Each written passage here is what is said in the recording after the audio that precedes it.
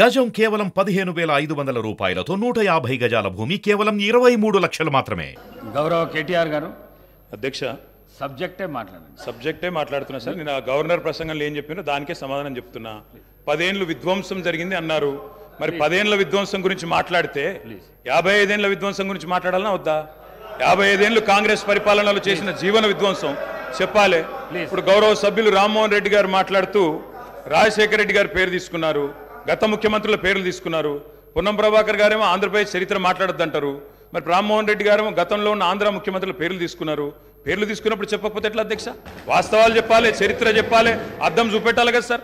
55 ఏళ్లు పరిపాలించే అవకాశం ఇచ్చినప్పుడు సాగునీరు ఇవ్వలేని అసమర్థులు, తాగునీరు ఇవ్వలేని అసమర్థులు, కరెంట్ ఇవ్వలేని అసమర్థులు, వాళ్ళ అసమర్థత గురించి చెప్తే ఉలికిపడ్డం ఎందుకు అధ్యక్ష? అధ్యక్ష, ఇంకొక మాట కూడా నేను విజ్ఞప్తి చేస్తా ఉన్నాను. ఇది మొదటి రోజు అధ్యక్ష. మొదటి రోజే ఇంత ఉలికిపడితే ఎట్లా అధ్యక్ష?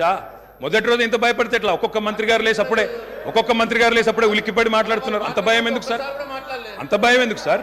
అధ్యక్ష, నిర్మాణాత్మక సూచనలు చేయాలన్నారు భట్టి గారు. Me welcome it.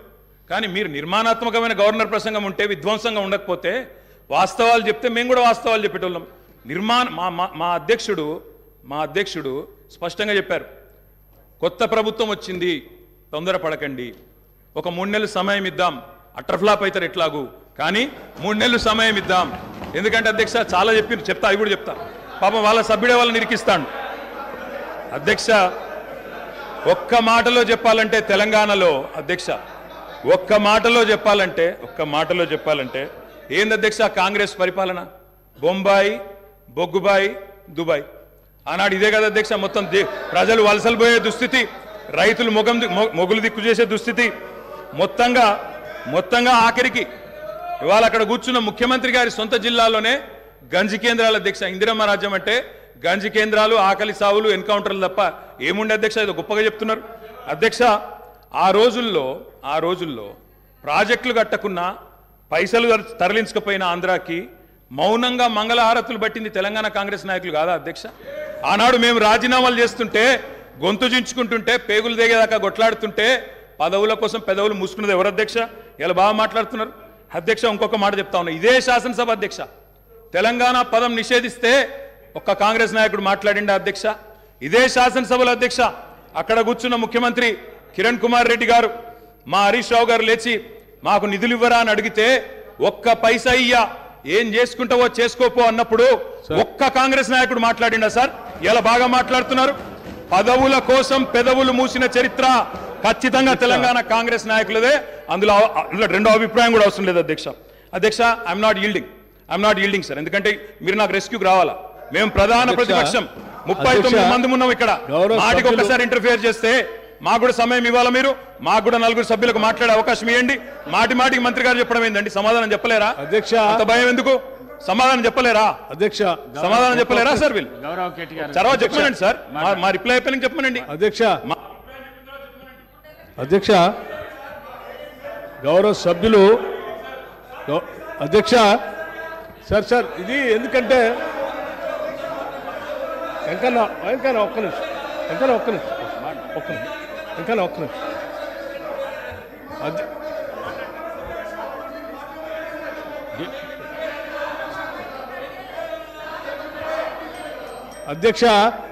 అధ్యక్ష స్పీకర్ సార్, గౌరవ్ కేటీఆర్ గారు,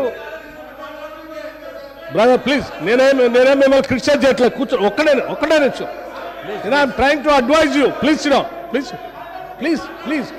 I'm trying to advise you. Please, నేనే మిమ్మల్ని క్రిటిసైజ్ చేయట్లేదు. దయచేసి ఒక్క నిమిషం.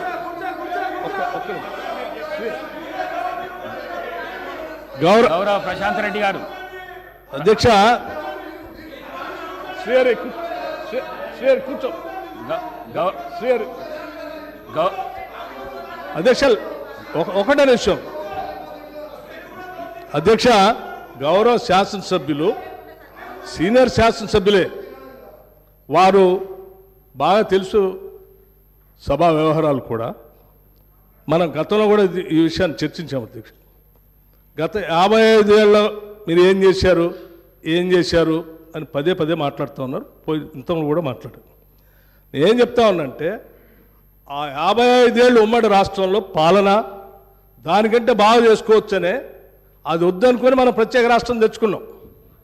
మనం రిలేటివిటీ ఎప్పటి నుంచి తీసుకుంటామంటే 2014 నుంచే తీసుకుంటాం. కూర్చోండి ఒక నిమిషం చెప్పలేండి, ఒక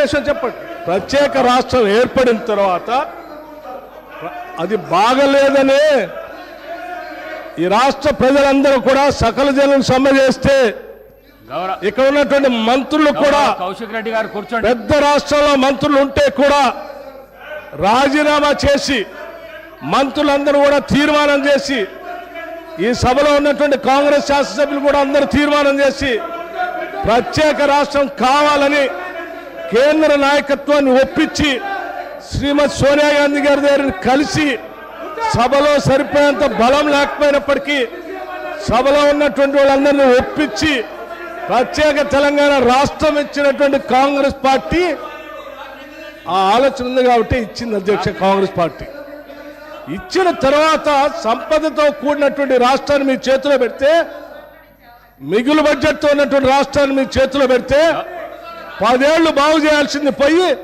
5 లక్షల కోట్ల అప్పు చేసి వాళ్ళ అప్పుల రాష్ట్రంగా మార్చిన మీరు అప్పుడు బాగలేదు ఇప్పుడు బాగలేదు అంటారు. బాగుండాల్సింది 10 ఏళ్ల నుంచి చేయాల్సింది మీరు. ఆ రోజు గతంలో డిప్యూటీ సీఎం గారు కేసీఆర్ కూడా అందులో మంత్రిగా ఉన్నారు. అవన్నీ బాగలేదని అనుకున్నప్పుడు అందరం కలిసి తీర్మానం చేసి తీసుకొచ్చుకుంటాం. తెచ్చుకున్న తెలంగాణ రాష్ట్రంలో పాలన గురించి అభివృద్ధి గురించి మాట్లాడుకోవాలి. కానీ మాట్లాడితే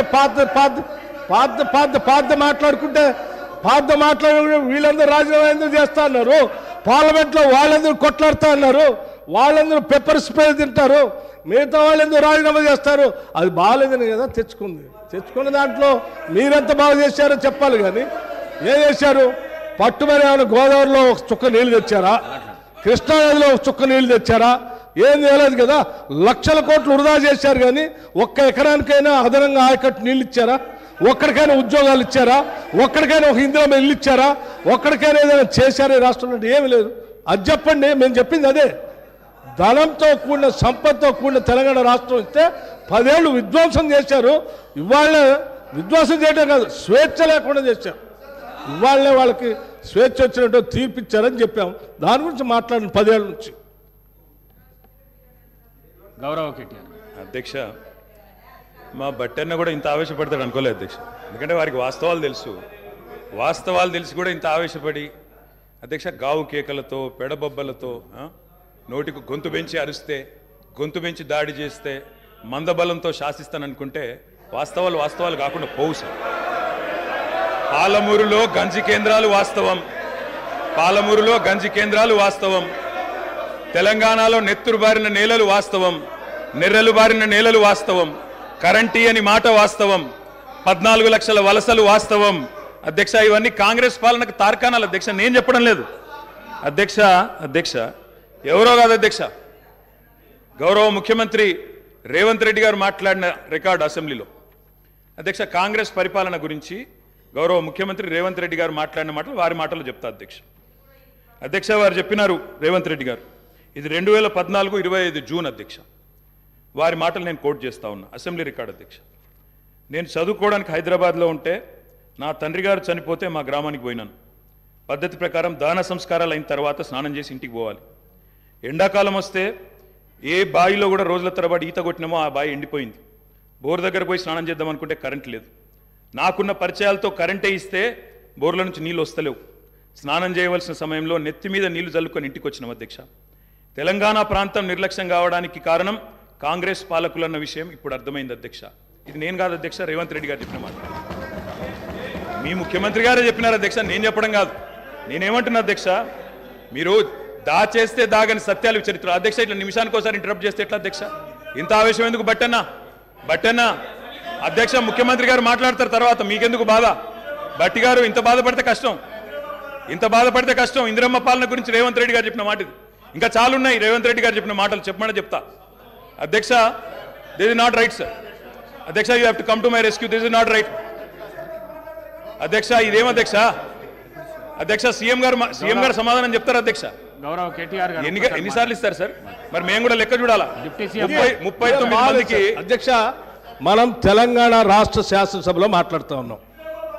ఆనాటి ఉమ్మడి ఆంధ్రప్రదేశ్ శాసనసభ వ్యవహారాలు కాదు, ఆనాటి ఉమ్మడి ఆంధ్రప్రదేశ్ శాసనసభ కాదు. ఇది ప్రత్యేక తెలంగాణ రాష్ట్ర శాసనసభ. ఈ శాసనసభ ఈ రాష్ట్రానికి సంబంధించి 2014 జూన్ 2 నుంచి మొదలైంది. ఈ 2014 నుంచి ఈ రాష్ట్రంలో తీసుకున్న చర్యలు, జరిగిన ఖర్చులు, చేసిన అభివృద్ధి, రాష్ట్ర ప్రజల ఆకాంక్షలు, వాటి గురించి మనం మాట్లాడుకోవాలి. గతం అంతా బాగాలేదనే కదా అందరు కలిసి కొట్లాడి ఏకగ్రీవంగా తీర్మానం చేసి తెలంగాణ రాష్ట్రం ఇంకా అది చూపించి నేను వాళ్ళతో పోటీ పడతా అంటే నువ్వు కూడా వాళ్ళతో పోటీ పడితే నువ్వు కూడా అట్టే పో. మరి ఏడెందుకు తెలంగాణ రాష్ట్రం గురించి మాట్లాడండి సార్.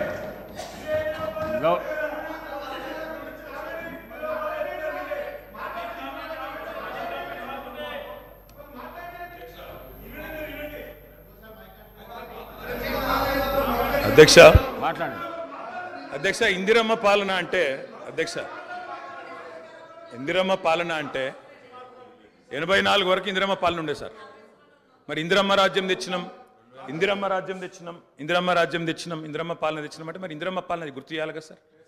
ఇందిరమ్మ పాలనలో గంజి కేంద్రాలు ఉండేది గుర్తు చేయాలి, ఇందిరమ్మ పాలనలో కరెంటు లేనిది గుర్తు చేయాలి, ఇందిరమ్మ పాలనలో నిర్బంధాలు గుర్తు చేయాలి, ఇందిరమ్మ పాలనలో నియంతృత్వం గుర్తు చేయాలి, ఇందిరమ్మ పాలనలో ఎమర్జెన్సీ రోజులు గుర్తు చేయాలి, ఇందిరమ్మ పాలనలో ఆర్టికల్ 365ని ఎట్లా యూజ్ చేసి ప్రజాస్వామికంగా ఎన్నుకున్న ప్రభుత్వాలను రద్దు చేసినో గుర్తు చేయాలి, ఇందిరమ్మ పాలనలో ఎట్లా ముల్కీ రూల్ను తుంగలో దొక్కినో గుర్తు చేయాలి, ఇందిరమ్మ పాలనలో ఎట్లా రాష్ట్ర ప్రభుత్వాలను ఒక నియంతలాగా శాసించినో గుర్తు చేయాలి, ఇందిరమ్మ పాలనలో ఎట్లా ఇంటింటికి తాగునీళ్ళు ఇవ్వలేని దుస్థితులను గుర్తు చేయాలి, ఇందిరమ్మ పాలనలో ఎట్లా అయితే గరీబీ హటావో అని నినాదం ఇచ్చి మర్చిపోయినో గుర్తు చేయాలి.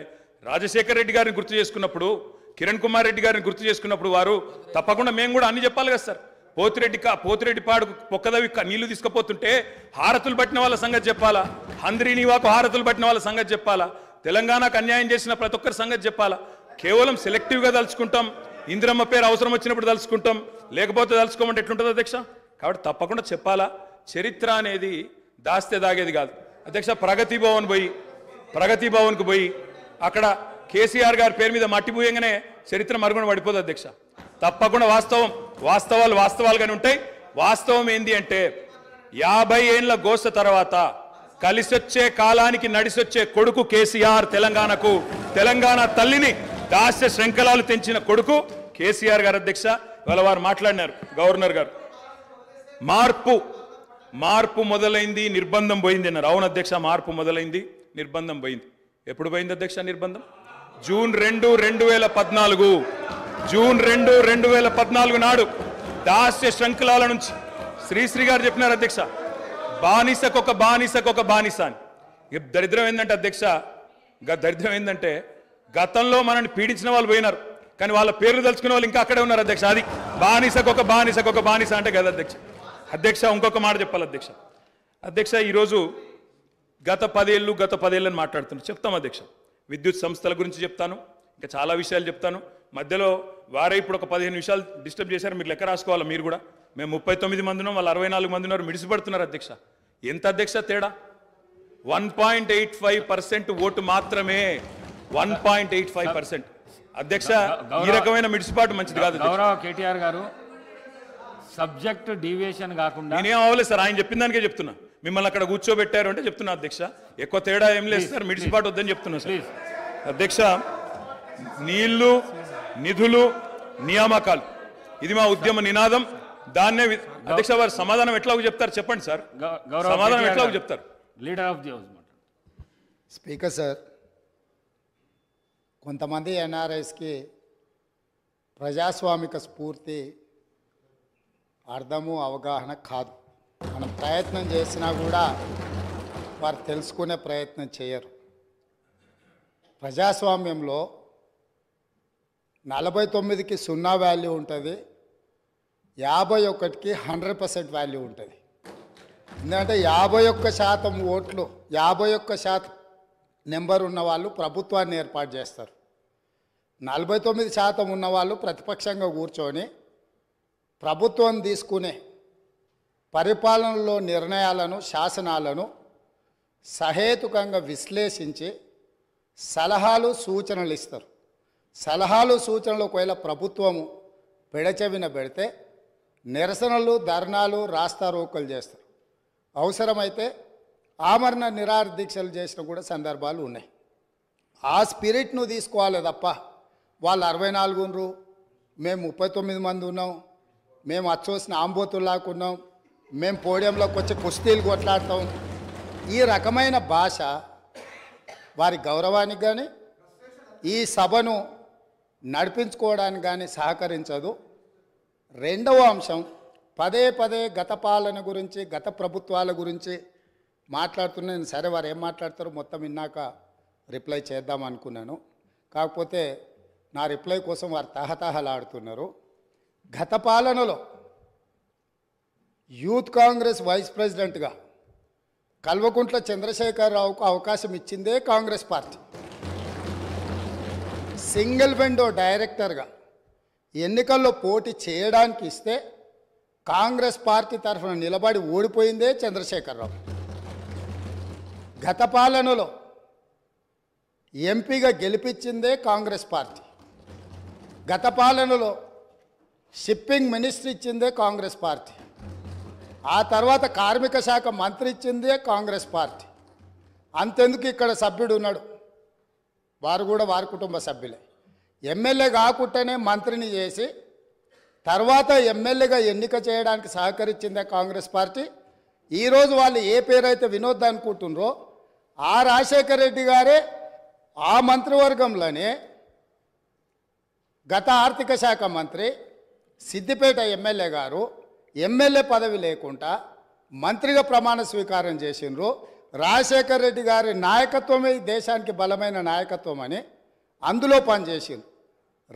మూడవది, పోతిరెడ్డిపాడు పొక్క పెద్దది చేసినప్పుడు కీర్తిశేషులు నాయన్ నరసింహారెడ్డి గారు కడప జిల్లా ఇన్ఛార్జ్ మినిస్టర్.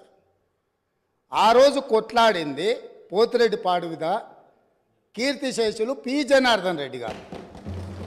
పోతిరెడ్డిపాడు పొక్క పెద్దది చేసినప్పుడు ఇక్కడ ఉన్నోళ్ళు ఎవరు ప్రాణత్యాగాలు చేస్తామని ఎవరు కొట్లాడలే, ఎవరు మాట్లాడలే.